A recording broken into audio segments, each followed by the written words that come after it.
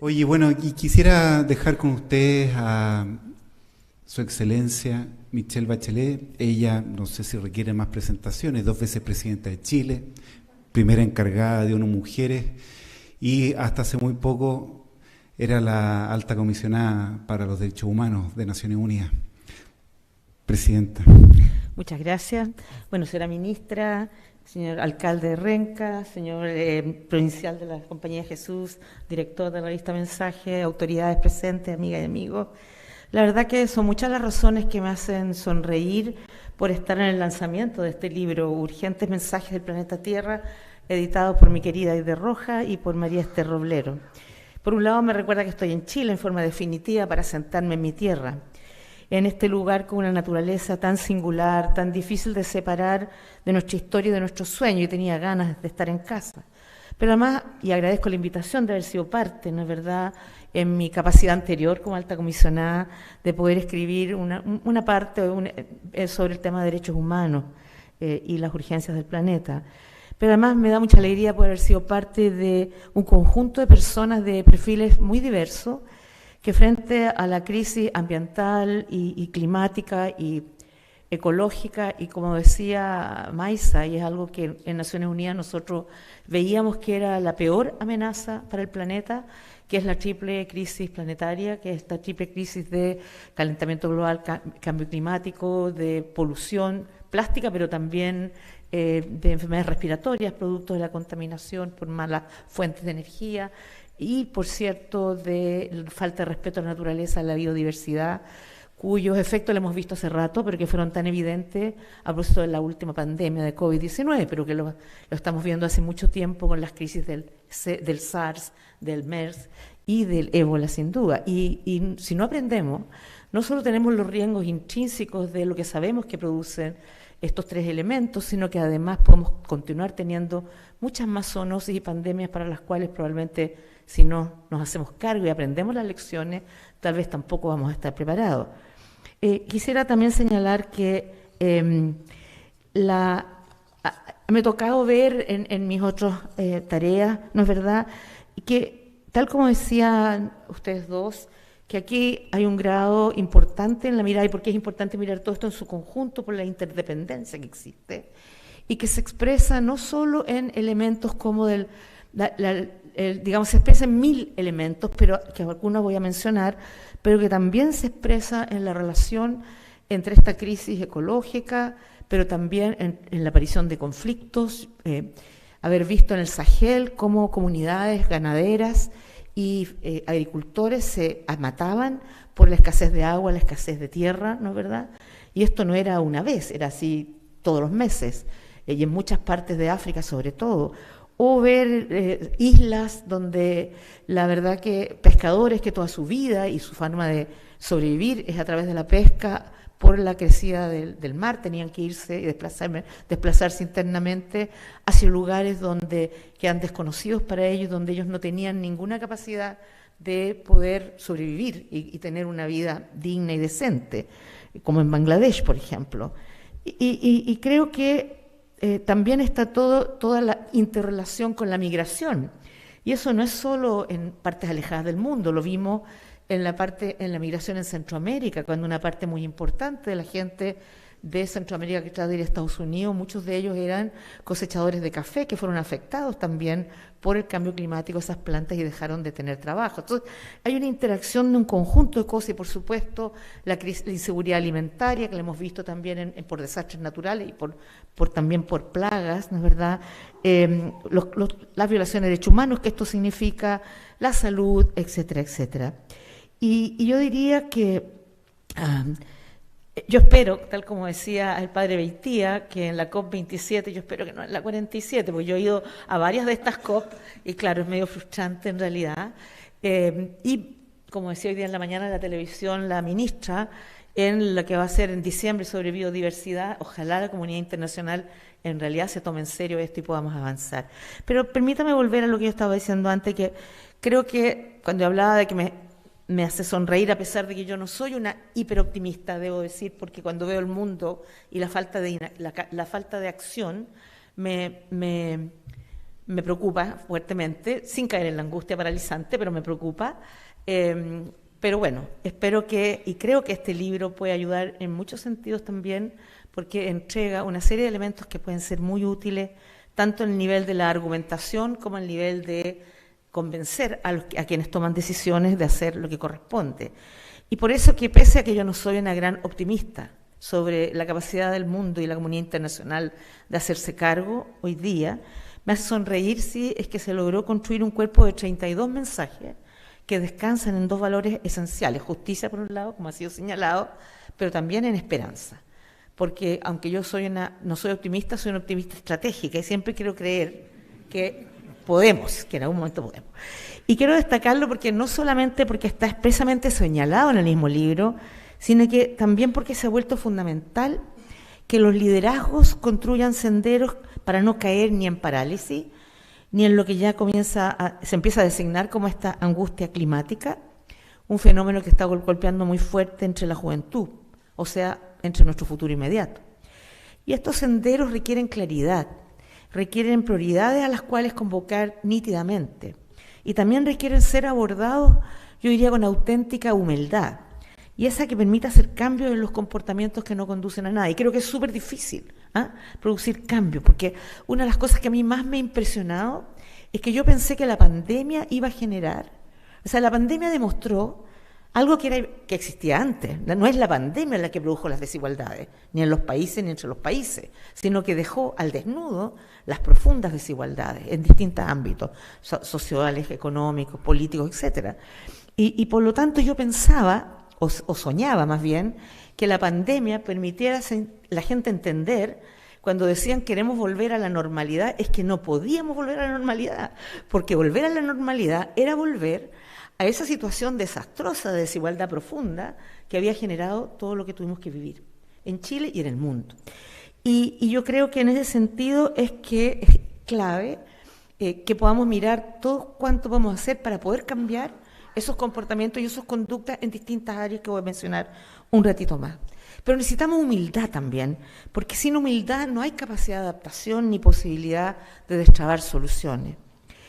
Lo otro que necesitamos hacer es aceptar y procesar nuestros errores, porque eso nos permite construir con otros. Y creo que es una lección que la historia nos recuerda con persistencia implacable. Decía entonces que las ideas centrales son justicia y esperanza. Y el primer gran motor es la búsqueda de justicia.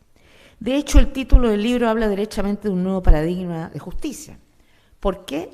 Ya ustedes lo han mencionado. Voy a solo hablarlo brevemente, porque la evidencia ya es clara. El impacto del desajuste climático está distribuido de modo que golpea mucho más fuerte a los países pobres, a las poblaciones vulnerables y a grupos que ya cargan con muchas desigualdades, como las mujeres, los niños, el mundo rural o costero empobrecido. Es decir, como siempre, como fue en la pandemia y como es en esto, quienes tienen menos sufren más. Sufren más porque viven en lugares más inadecuados, porque no tienen los recursos suficientes para responder, y lo vemos cuando existen estos monzones, que la mayoría de la gente que muere son mujeres y niños, que no tienen suficientes posibilidades de responder y de salir rápidamente. La Organización Meteorológica Mundial acaba de publicar su informe anual y el resultado indica que los últimos 8 años se están convirtiendo en los más calurosos que se tenga registro. Así de simple, en India se llegó a 50 grados Celsius hace algunos meses y en Europa hace poco 40, 48 grados también. Entonces, ¿y qué pasa con el impacto de las altas temperaturas? No creo que no es necesario recurrir a un mapa para comprender que un incendio, o miles de incendios, como lo hemos visto el último tiempo en California, como fue en Australia hace un par de años atrás, o el año atrás, una pérdida de cosecha o ganado, los problemas de acceso al agua potable, golpean más duramente a unos que a otros. Y veamos otro dato innegable, el nivel de las aguas marinas. El ritmo de aceleración de este nivel es el doble que teníamos en 1993. Da lo mismo para quienes viven, por ejemplo, en estados isleños que experimentan cada subida como una preocupación de vida o muerte. Claramente no. Podría seguir enumerando evidencias, pero la constatación es una sola. Hay un costo vital y económico muy desigual. Ahora, es cierto, esto no es solamente vinculado al cambio climático, lo mencionaba el padre Roblero y también la ministra. Y por eso que también uno de los llamados que se ha hecho desde la comunidad internacional y desde las Naciones Unidas es que el mirar el mundo y los desafíos que tenemos hoy día, que son desafíos globales, interconectados, requieren, entre otras cosas, diseñar un nuevo contrato social. Un nuevo contrato social donde la justicia sea la parte central de ella para poder hacernos cargo del conjunto de problemas que tenemos. Pero también decíamos, los más pobres son los más afectados, pero también la otra cara de la moneda nos muestra otra forma de injusticia. Quienes más contaminan o han contaminado históricamente más son los países o grupos de mayor riqueza. La dificultad de reponerse después de un tornado, de incendios forestales o inundaciones es totalmente distinta si una familia está en un país del G7 o una región de bajos ingresos, como Pakistán, que vimos el horror que se produjo hace poco. El resultado afecta a derechos tan básicos como el empleo, la comida o la elección del lugar donde vivir. Entonces, no es casualidad que uno de los temas centrales de la COP27 que está desarrollándose en Sharm el-Sheikh, en Egipto, sea los mecanismos para lograr uno de los propósitos más necesarios, que todos los países puedan contar con capacidades equivalentes para reducir emisiones, para mitigar y para adaptar y para ser más resilientes. Creo que habremos avanzado mucho el día que la justicia climática o la justicia ambiental sean simplemente la forma de entender la justicia entre países, es decir, como algo evidente y como factor de equilibrio en un planeta que pertenece a todos. Habremos logrado un nuevo paradigma de justicia cuando la Tierra reciba de la humanidad una mirada sistémica y con nuevas exigencias éticas, como nos decía el padre Roblero.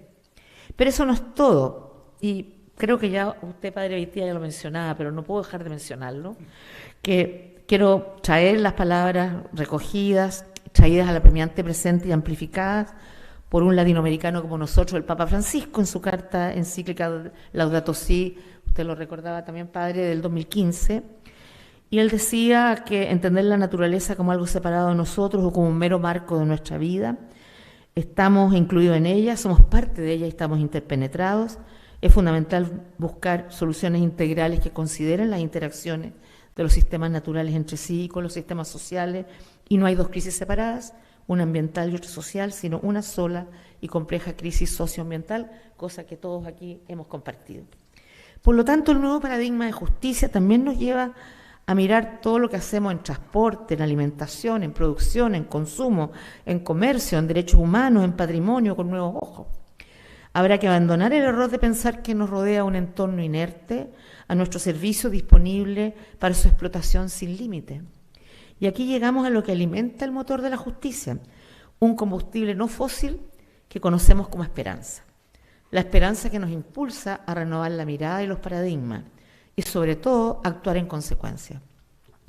No es algo que hayamos logrado definitivamente, pero es un sendero que estamos abriendo. En algunos casos más rápido, en otros más lentamente. Lo que sí hay que hacer es reaccionar. En inglés hay una palabra que dice walk the talk, quiere decir como deja de hablar y haz por una vez por todas, ¿no? Y como lo dijo muy bien la primera ministra de Francia, Elisabeth Borne, debemos actuar, movilizar y acelerar. Ya está claro lo que hemos hecho mal, sabemos muy bien además qué es lo que hay que hacer. Hay alternativas para atacar el problema. Lo que sigue faltando es mucho más acción, tenaz, sostenida y colectiva por sobre todo. Hay esperanza por la sencilla razón que podemos, porque el ser humano tiene la fuerza y la luz para intervenir positivamente. Hay esperanza porque en el pasado hemos sabido poner fin a guerras y tinieblas. Nunca es fácil. De hecho, no hemos terminado de conquistar ni la paz ni los derechos humanos. Nuestra democracia sigue sometida a inquietantes pruebas y sin ir más lejos, la guerra nos ha vuelto a imponer nuevos dolores y urgencias. Alguien me podría decir, bueno, ¿en qué quedamos? ¿Qué sentido tiene seguir en esta lucha si todo está en contra? Mi respuesta sería que si hay algo que podemos afirmar es que todo está en nuestras manos, de nadie más. Y eso es enorme. Es la responsabilidad de empujar lo posible.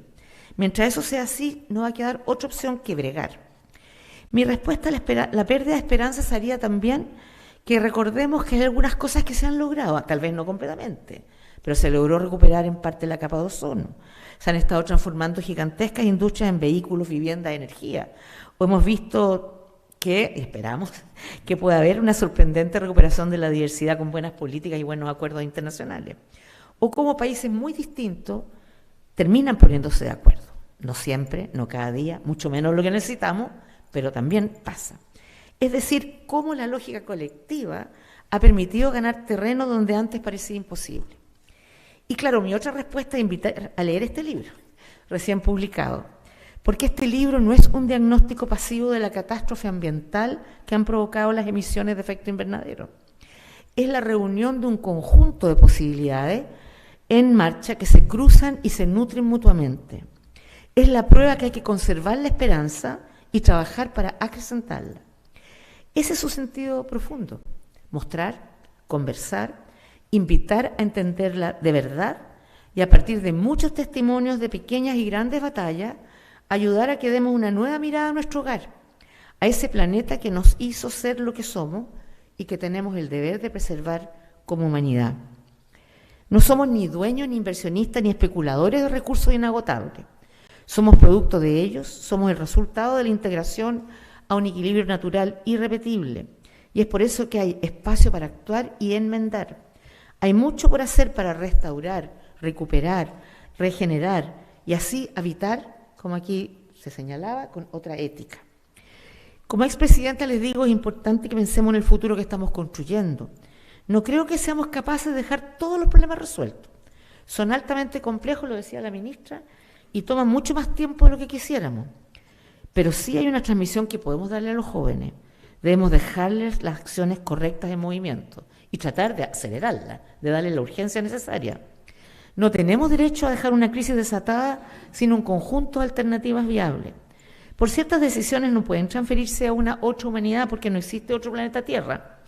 Pero si empezamos a modificar nuestros comportamientos y desarrollamos nuevas políticas, buenas políticas, habremos puesto en movimiento nuevas trayectorias.